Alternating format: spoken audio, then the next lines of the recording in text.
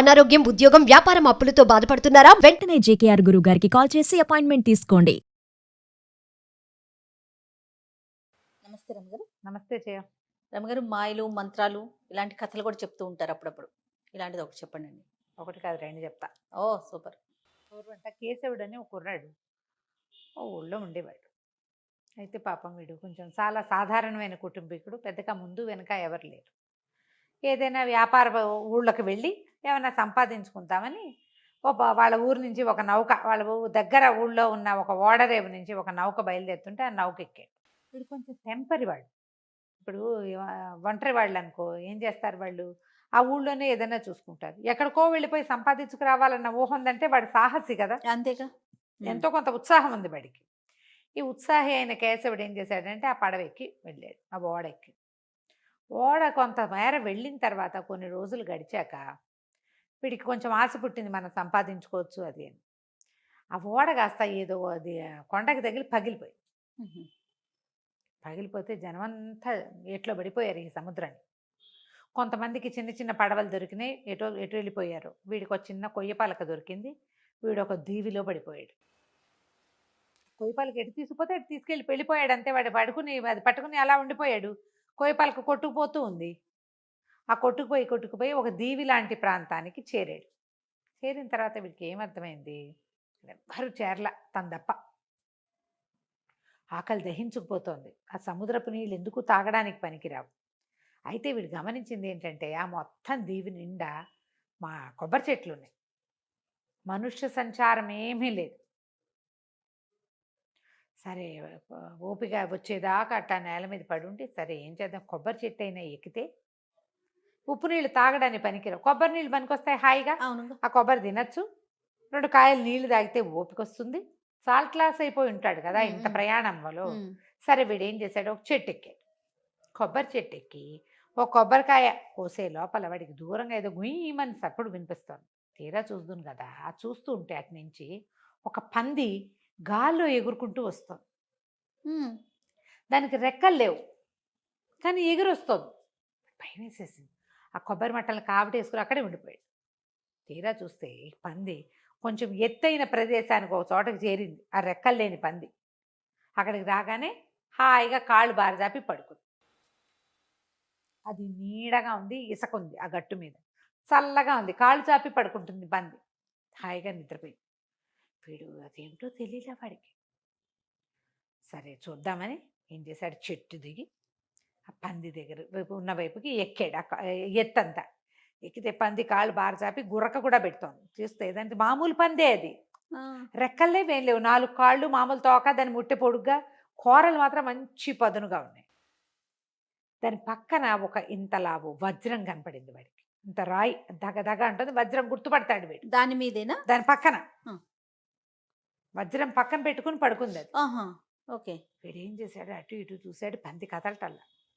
ఆ వజ్రం దేనికైనా ఉపయోగపడుతుంది, ఒకవేళ నా బతుకు బాగుండి ఇక్కడి నుంచి బయటపడితే నా బతుకంతాకి ఇది సరిపోతుంది అంతే అని ఆలోచించుకుని ఆ వజ్రాన్ని తీసుకున్నాడు. తీసుకునేసరికల్లా తీసుకుని కింద ఉంటే పంది వచ్చేస్తుందేమండి, కొబ్బరి చెట్టు ఎక్కి కూర్చున్నాడు.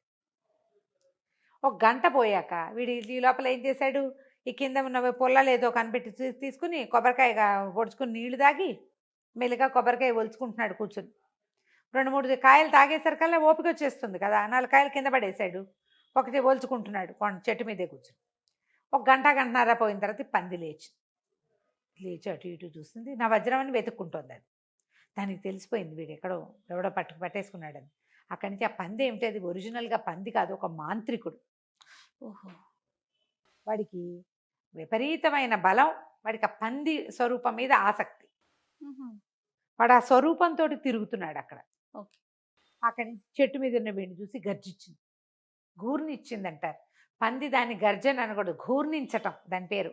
రెండో ఘా గూర్నించింది అనమాట, గుర్రు పెట్టడం, దాన్ని గూర్నించటం అంటారు. నీ పని చెప్తాను అని అరిచింది. అరిచేసరికి వీడు ఏం చేశాడు, ఎండు కొబ్బరికాయలునగా ఒక లావు పడి కొబ్బరికాయ తీసి పెడేలమని పందికి వేసుకొట్టాడు, విసిరేసాడు. విసిరేసరికల్లా తగలంగానే పంది బొక్కబార్ల పడి మూర్చిపోయింది. వీడు పరిగెత్తుకుంటూ వెళ్ళి దాన్ని కొట్టేశాడు పంది. చిత్త కొట్టేశాడు, చచ్చిపోయింది పంది. చచ్చిపోయేసరికల్లా అక్కడెక్కడో దూరంగా వాడు ఎత్తు మీదకి ఎక్కాడు కదా, వాడు చెట్టు ఎక్కినప్పుడు వాడికి కనపడలా, చెట్టుకు ఆపోజిట్లో ఉన్న గుట్టెక్కేసరికి అవతల ఏదో పొగున్నట్టు కనపడుతోంది, తెలుస్తోంది. వీడు ఏమనుకున్నాడు, ఈ చెట్టు మీద ఇప్పుడు ముందు చెట్టు ఎక్కా, చెట్టు దిగి గుట్ట ఎక్కా, గుట్ట దిగి మళ్ళీ చెట్టు ఎక్కా, మళ్ళీ చెట్టు దిగి మళ్ళీ గుట్ట మీదకి వచ్చా. ఇట్లా కాకుండా ఇక్కడి నుంచి అక్కడికి వెళ్ళిపోయే మార్గం ఉంటే బాగుంటుంది కదా అనుకోగానే రయ్యమని ఎగిరెళ్ళి చెట్టులో పడ్డాడు. ఓ ఆ చెట్టు మీద కూర్చున్నాడు. ఆశ్చర్యపడి వీడు ఇదేంటి ఇట ఎట వచ్చాను. అప్పుడు వాడికి అనిపించింది, ఒకవేళ ఏమైనా ఈ వజ్రంలో మహత్యం ఉందేమో. ఆ, పంది ఎలా ఎగురొచ్చింది, అది అది ఈ వజ్రాన్ని పట్టుకునే వచ్చింది, ఇది దాందే, ఆ వజ్రం కోసమే అది అరుస్తోంది. సరే వీడేమనుకున్నాడు, ఎక్కడైనా మనుష్య సంచారం, ఈ దీవిలో మనుష్య సంచారం ఉంటే అక్కడికి నన్ను తీసుకుని అక్కడికి నేను వెళ్ళిపోవాలని కోరుకున్నాడు. కోరుకునేసరికల్లా ఒక్కసారి రయ్యమని ఎగిరెళ్ళి ఇంకా కొంచెం ఎగువగా ఉన్న ఒక గుడిసుంది అక్కడ పడ్డాడు. పడేసరికి అంటే పడి ఢామ్ పడిపోలే, వాడు తెలిసింది నిల్చున్నాడు. వాడికి ఆ, వాలుగా నుంచోటం. తీరా చూస్తే అక్కడ ఒక డేరా లాంటిది వేసింది, అక్కడ ఒకడు కూర్చుని ఉన్నాడు. ఆ గుడిసె, ఒక గుడిసె కనపడింది. గుడిసె దగ్గర ఒక కాళ్ళు లేని వాడు ఒకడు ఒక మేకపిల్లని కాల్చుకుంటున్నాడు తినడానికి. ఉమ్, వీడు ఈ మన కేశవుడి దగ్గరికి వెళ్ళి, అయ్యా కాస్త నాకు తినడానికి తిండి, ఈ రాత్రి పడుకోవడానికి చోటు ఇప్పిస్తారా అని అడిగాడు. అడిగితే మంత్రుడు అన్నాడు, ఇదిగో మేకని తిందుగా, నువ్వు కూడా కూర్చో అని, ఇక్కడికి ఎట్టా వచ్చావు నువ్వు అన్నాడు. అనేసరికల్లా వీడు వజ్రం తీసి చూపించాడు. అయ్యో తీసి చూపించి, ఇదిగో ఈ వజ్రం దొరికింది, ఎక్కడికి కావాలంటే అక్కడికి వెళ్ళిపోవచ్చు అనగానే, ఈ కాళ్ళు లేని వాడు అన్నాడు, నా దగ్గర ఇంకోటి ఉంది, వాడు కూడా మాంత్రికుడు, నా దగ్గర ఇంకో మహత్యం ఉంది అని ఒక గొడ్డలు చూపించాడు. తల కర్ర, దీన్ని బాడీ మీద కొట్టి కట్టెపుల్లలు తీసుకురా అంటే కట్టెపుల్లలు తెచ్చి మంట చేసి పెడుతుంది. అది తల మీద కొట్టి ఎదుటివాడి తల తీయంటే తీసేస్తుంది. మహిమగల గొడ్డలి, నా గొడ్డలు నువ్వు తీసుకుని నీ వజ్రం నాకు ఇవ్వు, ఎక్కడికైనా వెళ్ళటానికి నాకు కాళ్ళు లేవు, వజ్రం ఉందనుకో కాళ్ళు హాయిగా వెళ్ళిపోతాను నేను అనేసరికల్లా సరేనన్నాడు కేశవుడు. కాకపోతే వాడు మేక మాంసం తింటూ ఉంటే వీడికి అనిపించింది, ఈ కాళ్ళు లేనివాడు అందితే తన్ని కూడా కాల్చుకు తింటాడు అనిపించేసింది. ఉమ్, వాడు చూపు బాగుంట్లా, వీడు గ్రహించాడు. వీడు గ్రహించాడు. సరే ఈ మారకం మాట వచ్చేసరికల్లా సరే ఏమన్నాడు, అలాగే ఇవ్వని ఆ వజ్రం ఈ చేత్తో ఇస్తున్నట్టు ఇచ్చి ఈ గొడ్డలు చేత్తోకి తీసుకున్నాడు. తీసుకుని ఏమన్నాడు, దాని తల మీద కొట్టి వీడి తల తీసేయి అని చెప్పాడు. వెంటనే గొడ్డలు ఎవడి చేతిలో ఉంటే వాడి మాట వింటుంది. ఈ గొడ్డలు రయ్యమని పోయి ఆ కాళ్ళు లేకుండా కూర్చుని ఉన్నాడు కదా మాంత్రికుడు, వాడి మెడ కట్ చేసేసి వీడు అమ్మాయి అనుకుని ఆ గొడ్డలి ఈ వజ్రం. కాకపోతే వీడి దగ్గర వజ్రం ఉన్నప్పుడు వీడు వెనక్కి వెళ్ళిపోవచ్చు, ఉమ్, వీడు ఇంటికి వెళ్ళిపోవాలని కోరుకోవచ్చు. కాకపోతే వాడికి ఆశ ఏంటంటే మనకు వజ్రం దొరికిందంటే ఇంకేమైనా దొరుకుతుందేమోనని ఉన్నాడు ఇక్కడ. ఓహో ఆ వజ్రం గొడ్డలు పుచ్చుకుని నడిచాడు. ఇంకా అవతల నడుస్తుంటే దూరంగా పొగ కనపడింది, అక్కడికి వెళ్ళాలని కోరుకున్నాడు. అక్కడికి వెళ్ళేసరికల్లా ఒకడు చేతులు లేని వాడు ఒకడున్నాడు అక్కడ. వాడు డేరా వేసుకుని ఉన్నాడు, కాళ్ళు చాపుకొని కూర్చున్నాడు, వాడికి చేతులు లేవు, ఇక్కడి నుంచి లేదు. ఉమ్, అయితే వీడు దగ్గరకు వస్తుంటే కేశవుడు కొంచెం దూరంగా దిగాడు, 4 అడుగులు వేసి నడిచేసరికల్లా వాడి దగ్గర ఒక ఇంత పాత్ర ఉంది గట్టు మీద, పాత్రలో అన్ని పాలు ఉన్నాయి. ఆ పాత్రని ఇట్లా గడ్డ పెట్టి తోసాడు. ఉమ్, తోసేసరికల్లా ఆ పాత్ర దొర్లి బోర్ల పడి అందులో ఉన్న పాలు కింద పడి ఇక పెద్ద ప్రవాహం అయిపోయింది. అది ఎటా అయిందంటే ఆ గుడిసె డేరా ఆ కాళ్ళు లేకుండా కూర్చున్నవాడు తప్ప మిగిలిందంతా మునిగిపోయేంత ప్రవాహం వచ్చేసింది. ఓ వీడి మీదకి వచ్చేసినాయి కేశవుడి మీదకి. కేశవుడు ఈ వజ్రం పట్టుకుని ఒక్క ఎగురులో ఒకటే దూకులో వచ్చి ఇప్పుడు అతను కూర్చున్నాడు కదా ఆ కాళ్ళు లేనివాడు, అదే ఈ చేతులు లేనివాడు, వాడి పక్కకి చేరాడు. చేరేసరికల్లా ఆశ్చర్యపోయాడు. చేతులు అన్నాడు, ఊరిని భలే విద్య ఉంది నీ దగ్గర, ఇదేం విద్య అన్నాడు. అనేసరికల్లా వజ్రం తీసి చూపించాడు. అందరికి చూపిస్తున్నాడు, ఇదిగో నా దగ్గర ఒక వజ్రం ఉంది, ఎక్కడికి కావాలంటే అక్కడికి వెళ్ళిపోవచ్చు అనగానే చేతులు లేని వాడు అన్నాడు, అబ్బా ఎంత బాగుంది, నా దగ్గర ఉన్న గిన్నె చూడు అని ఆ గిన్నెని చూపించాడు. ఆ గిన్నె తిరిగేయి అన్నాడు. తిరిగేసి నీకేం కావాలి, ఏమన్నా తింటావా అనేసరికల్లా సరే వాడి దగ్గర మాంసాహారం, వాడు మాంసాహారం తింటుంటే వాడు అన్నాడు, నీకేం కావాలంటే అది వస్తుంది ఇందులో, మాంసం తెప్పిస్తానని మాంసం తెప్పిస్తే వీడు నేను శాకాహారిని, నేను మాంసం తిన్నాడు. తినకపోతే నీకు కావాల్సినవి అడుగు అని చెప్పి పప్పు అడుగు, కూర అడుగు, ఏవి అడిగితే అవి తీసి ఇచ్చాడు. ఈ గిన్నెలో నుంచి ఇది చక్కగా తెరిచి ఉంచింది అనుకో, ఏమంటారు మామూలుగా పెట్టుంటే గిన్నె ఆహారం వస్తుంది, ఏ ఫుడ్ కావాలంటే ఆ ఫుడ్ ఇస్తుంది, ఎంతమందికి కావాలంటే అంత ఇస్తుంది. దాన్ని బోర్లించామంటే దాంట్లో ఒక్క చుక్క నీరున్నా చాలు, ఆ చుక్క వస్తువు ప్రవాహం అయిపోయి ఎంతమందినైనా ముంచేయగలదు. ఓకే ఇంత అద్భుతమైన వస్తువు ఉంది, నువ్వు ఓ పని చేయి, నీ వజ్రం నాకు ఇచ్చి నా గిన్నె నువ్వు తీసుకోమన్నాడు. బాగుంది. ఆ గిన్నె కావాలి వీడికి. సరే వీడేం చేశాడు, గిన్నె చేత్తో తీసుకుని తన గొడ్డల మీద ఒక దెబ్బ కొట్టి దాన్ని నెత్తి మీద వీడి తల తీసేయమన్నాడు. మూడో మాంత్రికుడి తల కూడా వేరు చేసేసింది ఆ గొడ్డలి. ఇతను ఆ గిన్నె, ఆ గొడ్డలి, తర్వాత ఏమో ఈ వజ్రము పుచ్చుకుని బయలుదేరాడు. ఇంకా ముందుకెళ్తే దూరంగా ఏంటంటే కొంచెం క్రూర మృగాలన్నీ పారిపోతున్నాయి, మృగాలు కనపడుతున్నాయి. వీడు ఒక పెద్ద కొబ్బరి చెట్ల తోపు కదా, అది తోపులోంచి అన్ని జంతువులు పరిగెత్తుకుంటూ వస్తున్నాయి. ఇతను తప్పుకుంటూ నడుస్తున్నాడు. అయితే ఎందుకు ఇలా పరిగెత్తుకొస్తున్నాయి? ఒక చిన్న డమ్ము డమ్ము డమ్ము డమ్ము అని ఒక డప్పు చప్పుడు వినపడుతోంది, డోల్ చప్పుడు. ఆ డోల్ చప్పుడు వల్లే ఈ జంతువులన్నీ పారిపోతున్నాయి. ఆ డోల్ చప్పుడుని అనుసరించి తను వెళ్లాల్సిన మార్గం చూసుకుని ఆ డోల్ ఎక్కడి నుంచి మోగుతుందో అక్కడికి తీసుకెళ్ళమని చెప్పాడు వజ్రానికి. అక్కడికి వెళ్తే అక్కడ ఒక పెద్ద మహాకాయుడు ఒకడు కూర్చుని ఉన్నాడు. వాడి దగ్గర డోలు. ఎవడరా నువ్వు, నీకు భయం వేయట్లేదా, ఎక్కడి నుంచి వచ్చావు నువ్వు అని అడిగేసరికల్లా నేను వేరే దేశం నుంచి వచ్చాను, నా దగ్గర బ్రహ్మాండమైన వజ్రం ఉంది, ఎక్కడికి కావాలంటే అక్కడికి తీసుకెళ్ళిపోతుంది అన్నాడు. అన్నాక సరే కూర్చో అన్నం తిందామన్నాడు. వాడు ఏం చేశాడు, ఆ డోలు చప్పుడికి పారిపోతున్న జంతువుల నుంచి ఒక కుందేలు కాల్చుకున్నాడు. కుందేలు మాంసం పెట్టబోయాడు. ఆ మహాకాయుడు నాకు అక్కర్లేదు, నాకు కావాల్సిన తిండి దొరుకుతుందని గిన్నెలోంచి తిండి తీసుకుని తింటున్నాడు.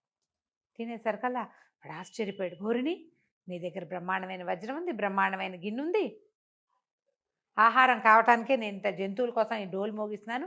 ఈ డోలు మామూలు డోలు కాదు, ఈ పక్కన మోగిస్తే ఎంత వాళ్ళకైనా భయం వేసి పారిపోతారు, ఎవరు దగ్గరికి రారు. రెండో పక్కన కొడితే అనంత సేనావాహిని పుట్టుకొస్తుంది అందులోంచి. ఈ డోలు నేను ఎన్నేళ్ళో సాధన చేసి దీన్ని సంపాదించాను, కానీ ఇది నాకు తిండి సంపాదించట్లా, నేనే కష్టపడాల్సి వస్తుంది. ఆ గిన్నె నాకు ఇచ్చేసి ఈ డోలు తీసుకో, నాకు అయిపోయింది, ఇక నా వల్ల కాదు అవన్నీ చేయటం, గిన్నె ఇచ్చేయమన్నాడు. అనేసరికి వీడేం చేశాడు, గిన్నె ఇస్తున్నట్టే ఇచ్చి ఆ డోలు తీసుకుని గొడ్డలు తల మీద కొట్టి వీడి మహాకాయుడు తల తీసేయమన్నాడు. మహాకాయుడు తల కూడా తీయబడింది. వీడు తనకు లభించిన వస్తువులన్నీ చూసుకుని వీటితో నేను హాయిగా ఉండొచ్చని భావించి సరే సమీపంలో ఒక మంచి నగరం ఏదైనా ఉంటే అక్కడికి తీసుకెళ్ళమన్నాడు. ఆ నగరానికి చేరిపెట్టి తన వస్తువులన్నీ దాచిపెట్టుకున్నాడు. వాటిని ఏమి కదపకుండా ఉంచుకున్నాడు. అయితే ఆ ఊళ్ళో ఏంటంటే ఆ రాజు మంచివాడు కాదు, తన ప్రజల్నే పీడిచ్చేవాడు. మామూలుగా ఏం చేస్తారు, ప్రజల్ని బాగా చూసుకుని చుట్టుపక్కల ఊళ్ళ మీద పడతారు రాజులు. వీడు అట్లా కాదు, తన ప్రజల్నే కాల్చుకు తినేస్తూ ఉంటాడు. ప్రజలంతా చాలా ఇబ్బంది పడుతూ ఉంటారు. ఊళ్ళోకి ఎవడైనా కొత్తవాడు వస్తే వాడి దగ్గర ఉన్న వస్తువులన్నీ సైనికులు ఓడలాక్కుని రాజుగారికి అప్పచెప్తారు. ఓహో, గందరగోళంగా ఉందన్నమాట. ఉండేసరికల్లా సరే ఇతని దగ్గర ఒక వజ్రం ఉందని సైనికులు కనిపెట్టి రాజుగారికి ఇన్ఫామ్ చేశారు. ఇట్లా ఒక బాధ వాటిసారి వచ్చాడు. ఇప్పుడు గిన్నె, డోలు, గొడ్డలి ఎవరికి ఆసక్తి కలిగించవు, వజ్రం ఆసక్తిగా ఉంటుంది. దాంతో రాజు వచ్చాడు, నా వజ్రం నాకు ఇవ్వమని అనగానే రాజుని వీడేం చేశాడు, వెంటనే తన శక్తి ప్రయోగించడం మొదలుపెట్టాడు అనమాట. రాజు ఏం చేశాడు, అంత దూరం దగ్గర దాకా రాకుండా దూరంగా ఉండి ఓ 12 మంది సైనికులు పంపించాడు. వీడి దగ్గర నుంచి వస్తువులు లాక్కోండి అని. వీడు గొడ్డల మీద కొట్టి వీళ్ళందరి తలలో తీయించేశాడు. మళ్ళీ రాజు కబురు వెళ్ళింది, వీడు గండరు అందరిని చంపేస్తున్నాడు అని. రాజుగారు బోల్డ్ అంత సేనని పంపిస్తే వీడేం చేశాడు, ఆ గిన్నెలో చారడి నీళ్లు పోసి ఆ గిన్నె బోర్లు ఇచ్చాడు. మొత్తం మునిగిపోయారు, మొత్తం అంతా కొట్టుకుపోయింది, సేన అంతా కొట్టుకుపోయింది, ఎవరూ మిగలలేదు అక్కడ. రాజుగారు వచ్చాడు. చివరికి రాజుగారు వస్తే గొడ్డలు ప్రయోగించాడు, వీడు తీసే ఈయన తలని. రాజుగారి తల తీయబడింది. ప్రజలంతా సంతోషించారు. హాయిగా రాజు వెళ్ళిపోయాడు, బాగానే ఉంది. ఇప్పుడు రాజు ఎవడు రాజు తల తీశాడో వాడే రాజు. కాకపోతే వీడిని తీసుకెళ్ళి ఆందోళనకాలు పల్లకి ఎక్కించి తీసుకుపోయారు. కానీ మనకు సైన్యం లేదండి, సైన్యం అంతా మీరు సృష్టించిన దాంట్లో కొట్టుకుపోయింది, ఇప్పుడు మనకు సైన్యం ఎలాగా అనేసరికలు ఇతను ఏమన్నాడంటే దానికి ఏం భయం లేదని ఆ డోలుకి రెండో పక్కన కొడితే 1,00,000 మంది సైన్యం వచ్చారు. వీళ్ళే మన సైన్యం, వీళ్ళ తిండికి కూడా మనకు వచ్చిన ఇబ్బంది ఏమీ లేదని తన పాత్ర అన్నీ దాచిపెట్టుకుని తన వజ్రాన్ని తనే లోపల పెట్టేసుకుని ఆ దేశానికి రాజుగా ఉండటం మొదలుపెట్టాడు. ఎప్పుడు కావాలంటే అప్పుడు తిండి ఇవ్వగలిగేవాడు, ఎక్కడికి కావాలంటే అక్కడికి వెళ్ళిపోగలిగేవాడు. ప్రమాదం వస్తే ఎంత ఎవరినైనా సరే తప్పించగలిగిన వాడు ఉన్నప్పుడు రాజుగా ఇంకా బాధ ఏముంది. కేశవుడిని ఆ నగరానికి రాజుని చేసుకుని ప్రజలంతా హాయిగా ఉన్నారు. కథ కంచికి మనం ఇంటికి. చాలా విచిత్రంగా ఉంది రమ్మగారు. నమస్తే అండి.